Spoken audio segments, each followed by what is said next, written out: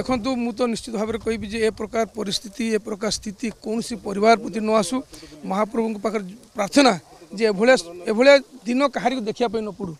आज जो घटना होती जो परिवार दुख तो आम नहीं पारू ना कि पाखे आम छिड़ाई दुख किसी लाघव करने चेष्टा कर देखो हजार हजार समर्थक मैंने छिड़ाई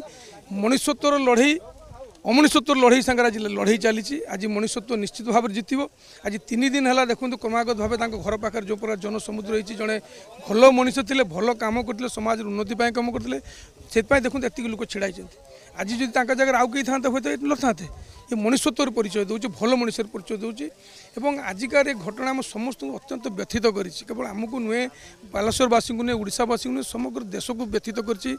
आज प्रशांत भाई नहां सहित आउर जो 28 जन हरी जीवन परिवार यही परिस्थिति बोली भावुँ एवं आज भी आम आशा कर परिस्थिति कहारी परिवार प्रति न आसू महाप्रभु केवे भी एत कठोर कोई परिवार प्रति न हूँ एवं आजिकार दिन आमको गोटे शिक्षा दूसरी जे आम समस्त यदि संगबद्ध हो